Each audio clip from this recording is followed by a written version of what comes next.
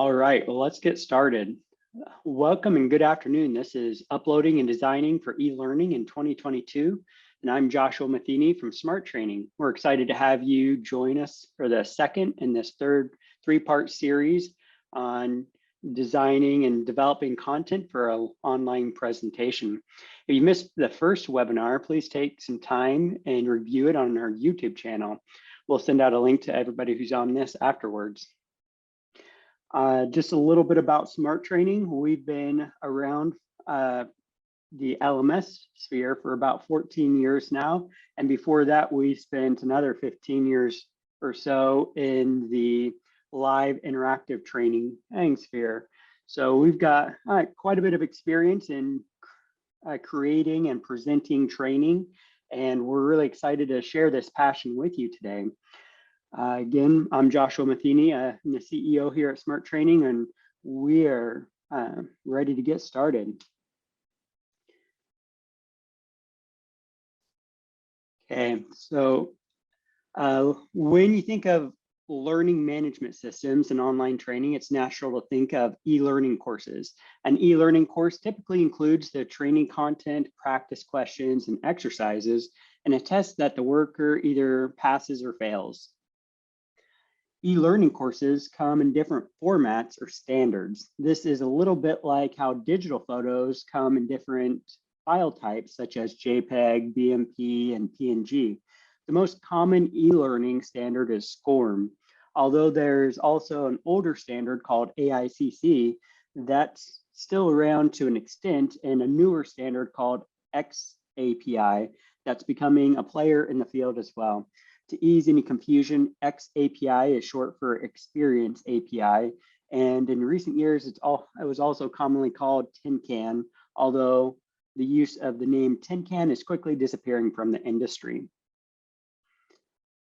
So in general, most learning management systems will allow you to import and then assign, deliver, and track and report on e-learning courses. But you're going to want to pay attention to see if any LMS you're evaluating can support e-learning courses in the standards that you use now or might use in the future. That means any LMS you get should allow you to import an e-learning course, whether you get the e-learning courses from the same company that makes the LMS, whether you're getting the e-learning course from a different training provider, or whether you're making the e-learning course yourself using an e-learning authoring tool such as Adobe Captivate, our Articulate products, or similar products. And there's also other formats such as PowerPoint presentations. Trainers often use PowerPoint presentations or PowerPoint presentations converted into PDFs. Any learning management system should allow you to import those into your LMS, and then you can assign them to workers to view on their own timeline online. PDFs and other Word documents such as Word, Excel, etc.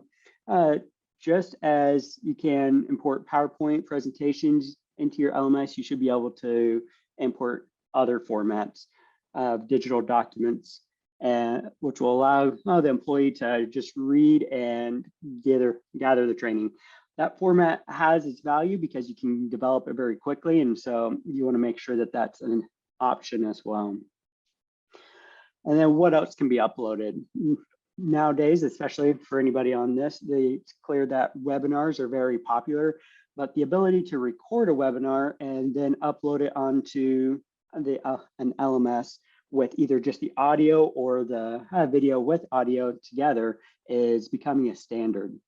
And then we've got audio files by themselves, just an audio recording, almost like a podcast, and then internet web links, or many companies like to send workers to different websites for training, and your LMS should allow you to import the link to any website that your employee might need to do some training on.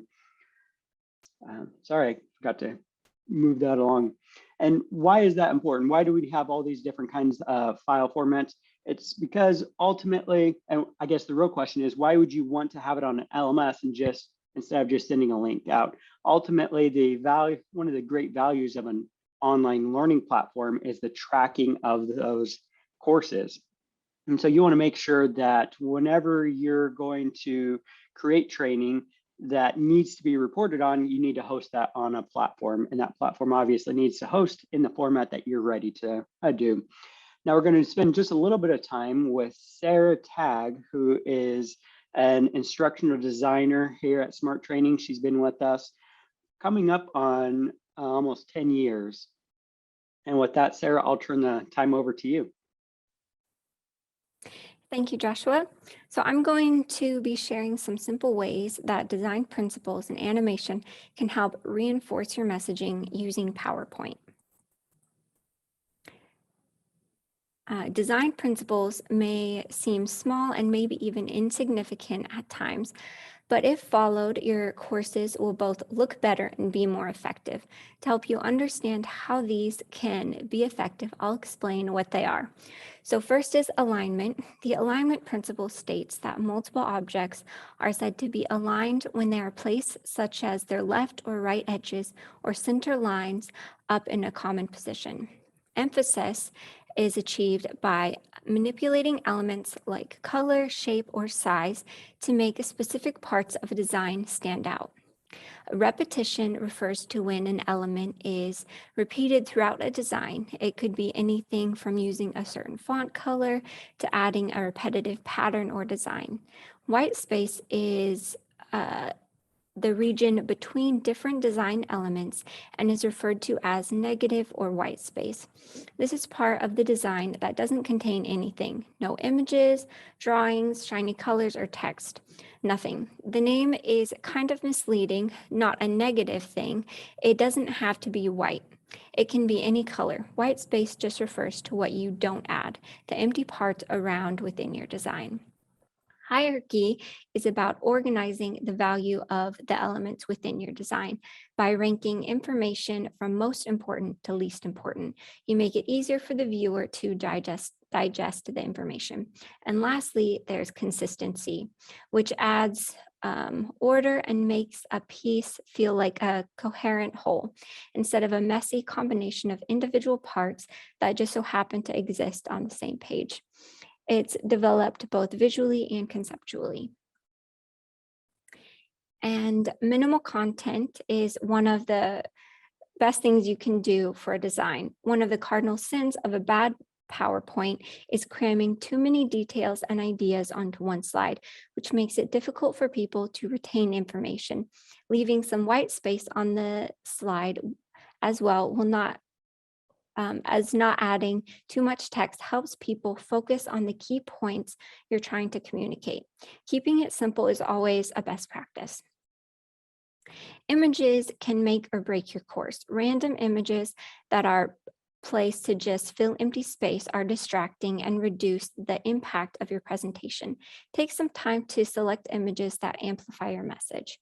You can use PowerPoint to make simple edits that can make a world of a difference. For example, you can overlap images within your content, crop them, add effects, and so many more things. If you can't find good quality photos, it's best to go for a more simple design or consider using a stock photo site to find the best image. Pixelated images will only distract from your message. If the images are too small or there are several on each page, your course will appear to be too busy and less professional. Remember that simple is best. Color schemes are a great way to enhance your course and make all your slides cohesive. Colors can be tricky, so it's best to stick to simple light and dark colors. Especially bright text can cause eye fatigue, so use those colors sparingly. Dark text on light backgrounds or light text on dark backgrounds work well. Also avoid intense gradients, which can make text hard to read. The most important goal when it comes to typography is readability. It doesn't matter how nice your slide looks if nobody can read it or it's complicated. Stick to a limited number of fonts. A common mistake designers make is to mix a number of fonts on one design. As a rule, you should stick to 2 or 3 fonts and styles for each project, such as one font for the heading, one for the subtitles, and one for the content. Color sets the mood of your typography. Because of this, it's important to take the time to pick one that works well with your design and is legible. Avoid too bright or light colors as they are hard to read. Choose the size of your text is a great tool for bringing emphasis to certain things such as the header of a page, quote, or links.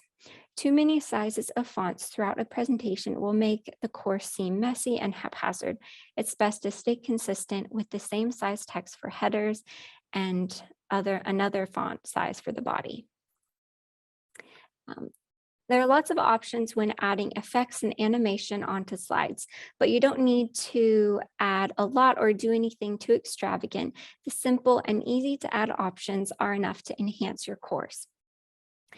Consistency is a great rule to follow when adding animation. Using the same animations throughout your presentation will make it seem cohesive. Testing is key when it comes to adding animation. Having the timing on the animations be off or having them mess up completely will give you the opposite effect that you want. Make sure to test your animations after adding them and making any necessary adjustments. If you want to add some more advanced or interesting animations, YouTube is a great resource, and other sites as well, like blogs or other things. You can find free tutorials as well and create some great animations and really enhance your course. Right. Are there any questions? All right, well, if you do have any questions, feel free to call or email me, and I'll be happy to give you some advice or help you with any problems that you're having. Sounds great. Thank you, Sarah. And now we're going to get into a little bit of maybe the practical portion of this presentation. And we're going to just show you how to actually upload some content onto the system, onto a learning platform. Obviously, we're going to be showing ours, but a lot of these same principles apply no matter what system you're looking at. And so this is the Smart Training platform, and we're on the training uploading page. And so you can see a couple of the different names that we talked about earlier. We've got SCORM training, AICC. We also have external courses, and then our training standard is if you're uploading a PowerPoint, PDF document, video recording, webinar, all of that falls under what we call training. And so we're just going to do a quick little write-up here. And typically, you're going to set things such as the training name, a short description, how long you expect people to go through the course, and whether or not that course is going to need to be retaken over a period of time. For example, maybe this course needs to be taken once every 12 months. There's also oftentimes the ability to upload in different languages. And then keep in mind this rating and feedback. We're going to come back to that here in just a little bit. But we've created this, and now we're just going to go out and we're going to select a file and open it up. And if your file doesn't, if you're uploading a PowerPoint like we are here in this example, if it doesn't have audio or video or any kind of interactive elements to it, then you typically want to turn auto advance off. Otherwise, it's going to go from slide to slide a little too fast. Auto advance turning off makes it so that the user controls when to go to the next slide. We're going to save the changes, and you're going to see upload onto the system. And now those are queued to be converted into the online format that our system uses. And while it's doing that, we're just going to come in here and we're going to add a couple of quiz questions. And quizzes are one of the advantages of an online platform as well. If you have a webinar, you can ask some questions, you can get a little bit of feedback, but it's just not as engaging as if you have the opportunity to really quiz that learner and make sure that they're retaining the most important elements from your presentation. And so our system allows you to upload as many questions as you want. That would be a bank of questions, and you might have 50 questions and you only want to ask a portion of those.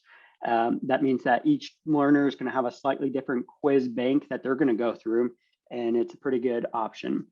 We're just going to ask all questions in this one. We're going to have a passing score of 70, and then for us, we're going to signal if they get that question wrong and then continue on. We also have some options where you can display the correct answer, continue without signaling, or just allow a certain number of attempts before they've failed the exam. You see that a couple of those slides have already converted, but we're going to just go right in here and we're going to add a question. There's lots of different question types, and our system is continually adding more all the time. But some of the most popular is going to be your true, false, and a single choice or multi-choice type question. True, false questions are very simple to create, and often they're used just because of how easy it is for the content creator to come up with them. You can do something as simple as, is the sky blue? And okay, true, false. Yes, we got that one. So now, and you'll notice that on our system, we save whenever we're clicking around, because oftentimes as a content creator, you're doing several different things. And if something gets closed accidentally, we want to make sure that we save your position. Now we're going to add a multi-choice question, and we'll just add a couple different options here. And we'll say, how long has smart, if I can type, smart training been around? And then you can type in a couple different answers: 10 years, 15 years, over 25 years. And we're going to select the correct answer right there. And so that's how easy it is to create a question. And there's several different ways that you can do it. For example, if you're training on something that is maybe a little bit more visual based, then you could upload images that go along with your questions, show the question image up at the top, and then give possible answer images down below. We also have the ability to choose audio sources so that you're able to narrate and keep the learner a little bit more engaged. Just to talk briefly about a couple of the other options, multi-choice in our system means that there's more than one correct answer. Free text means that we're going to ask a question and then they're able to type an answer. And as long as they get close enough, then they can get that correct. Ordering is where you select several different options and then they're going to have to get those answers in the correct order. Again, it could be a series of images for a process, or you could type out the process. And when each time they go into the system or to answer that question, they will be shown in a different order. And so you got that randomization in there. And then the last one on our system is a drag and drop. And this is really more like a mix and match, because we're going to give the correct answers on the left side and then, or one answer on the left side, and then what that matches with on the right side. And then when they log in, questions on the left side will stay there, but the right side will be randomized and they've got to get them in the correct order. That's how questions work in our system. And it's not going to like me having some that I didn't fill in. So let me remove those real quickly. And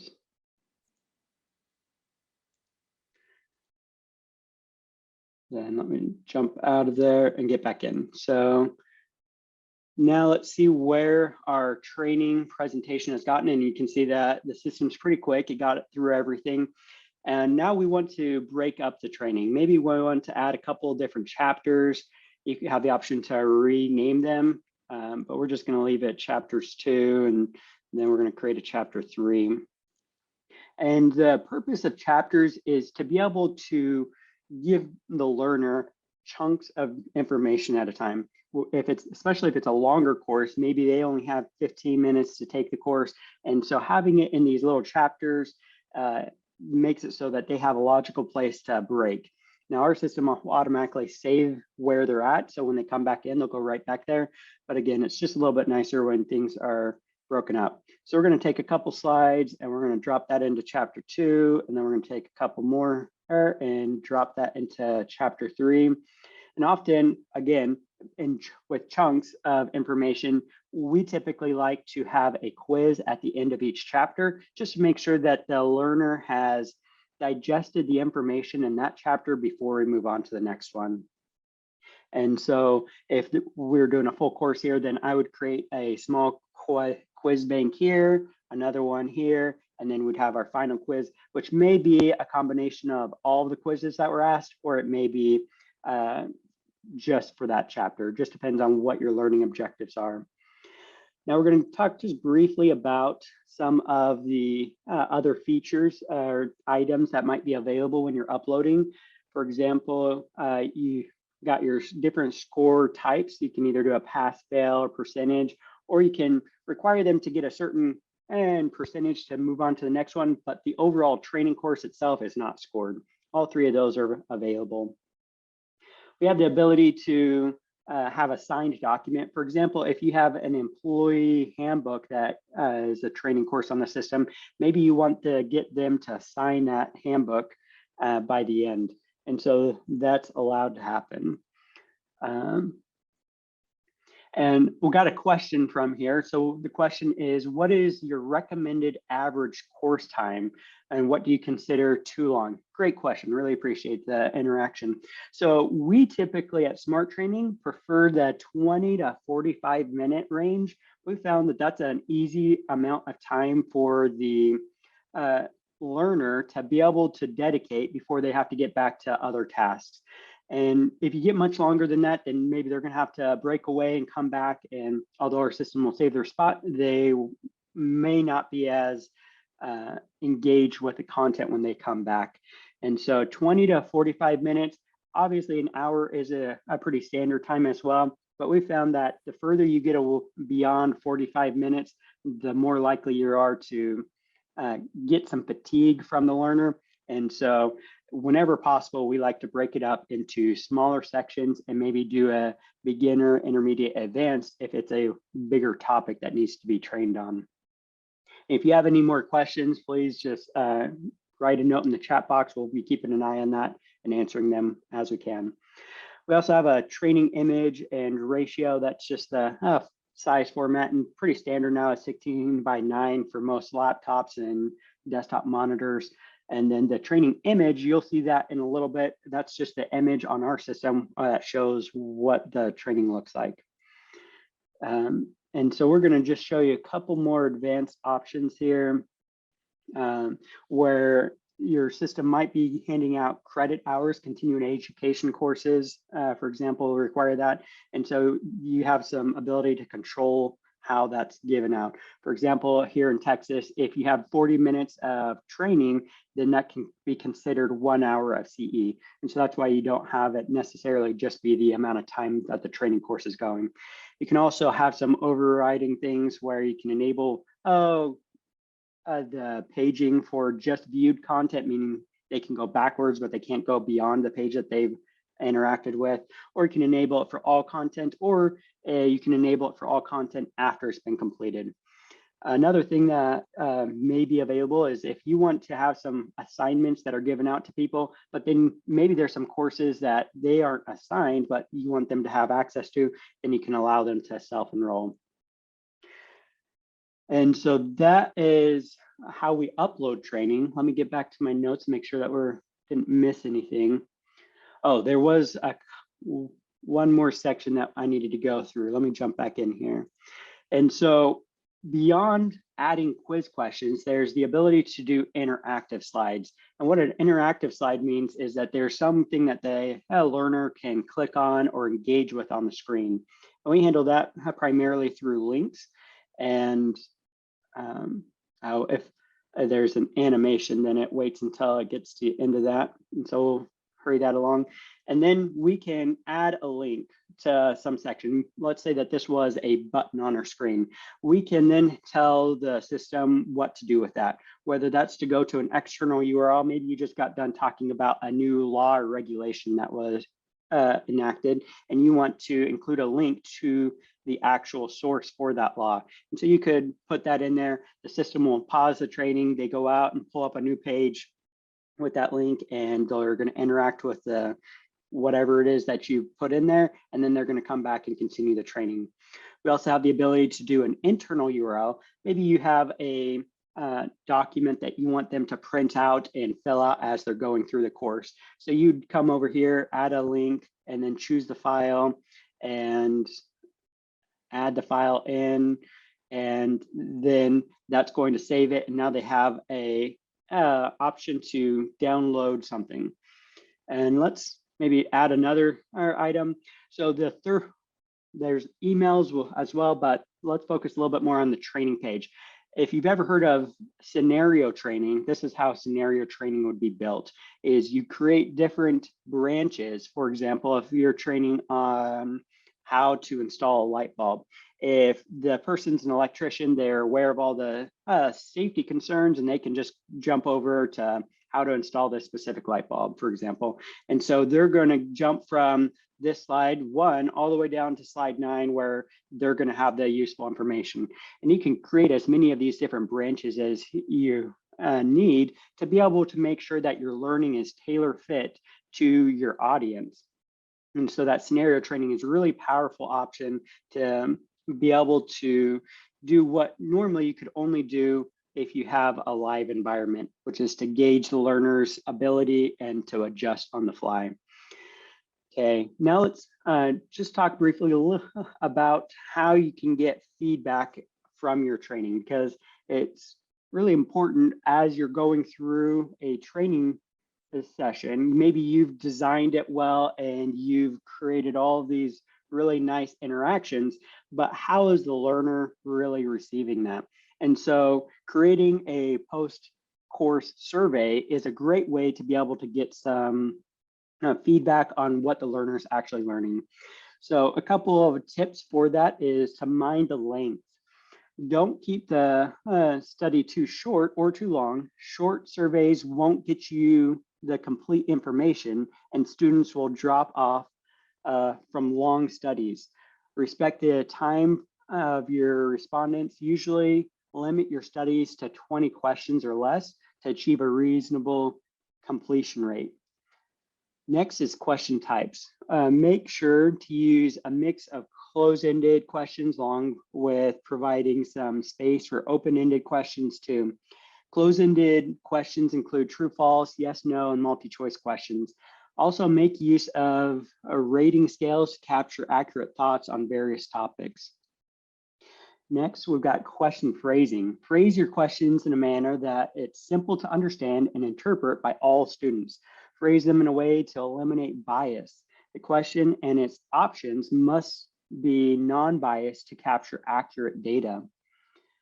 Now we've got structure. The flow of questions must be logical. Without a logical flow of questions, respondents may feel lost and may get confused. Group similar topics and avoid placing questions vaguely. A well-structured survey not only helps students answer questions problem-free, but it also helps with better data analysis. If you have a standalone open-ended questions, it's a good idea to place them at the end to capture more information from the students. And then finally, specify the purpose and give instructions. Students must be clear on what they've been asked to take this, why they've been asked to take the survey. The survey must specify its purpose, and clear guidelines must be given at the beginning of the study. Defining the purpose helps students know exactly why the survey is being used and helps them take the study seriously. So as you implement these tips, then you'll be able to constantly make those little tweaks and revisions to engage your learners a little bit more. The final thing that we're going to go over today is the assigning of training and running reports. And so obviously the purpose of any online platform and creating content is to be able to give that out to people. And so just a few details of how an online platform does that will be helpful for you as you're designing your courses. On Smart Training, we typically do most of our assignments through a grouping, whether that's a job description, a location, agency, it could be any kind of grouping. And so we're gonna select an appraiser here, and we're gonna assign the appraiser job description some courses. And we've got a couple already in here. We just created this demo for, we're gonna assign that one as required. And Then once we update that, anybody on our system with that job description would instantly get access to that course. But we're going to look at a couple of advanced options as well. These advanced options are really the thing that you ought to be keeping in mind as you're developing your training. For example, you might be creating a course that needs to be completed within a specific amount of time. For example, 30 days. So once they get this assignment, they're going to have 30 days to complete it. The real thing to consider is how many courses are they expected to complete within that first 30 days. Or you could set it out by into the future. And so if there's a new law coming into play at the end of April, maybe they need to have it completed by the end of April so that they're up to date. Sometimes you want to allow them to have access after the required completion date. And sometimes it becomes a non-issue if they pass that date. In other words, they're no longer needing to take that course. And then you could set a specific date out into the future before they have access to it. So if you're creating a whole bunch of content and you don't want anybody really looking at it until a future date, you'd have the ability to stack it all up, get all the assignments created, and then have a go live date off into the future. And then if there's a lot of training that they're needing to take early on, like I said, maybe there's a bunch in the first week and then 30 days and then 90 days. So if this is a lower importance course, then we might say, okay, don't even look at this course for the first 90 days. And then there's an escalation template. That's going to be the reminders or automated reminders that the system is going to send out to this learner. And if they're not getting it done in the time frame that you're wanting, then it may go to a supervisor, manager, and on up the chain until the issue is resolved. And then you can set a priority level. How important is this course within the structure that you've been given? So you can set all of that up, and some of those things are really useful to keep in mind as you're designing your courses. And then let's go over to reports. And reports, there's all kinds of different reports that you have, everything from your employee list, training needed, training completed, or what the results of some of those trainings would be. We're just going to launch a quick, actually a training needed report, excuse me, and just see what kind of data there has there. And so running these kind of reports gives you the real-time feedback of where your learners are. And maybe as you're developing additional content, you can see how well the existing content is being utilized and maybe make some adjustments as you need it. And with that, we've pretty well come to the end of our presentation here. If there's any last questions that you have, please go ahead and ask them now.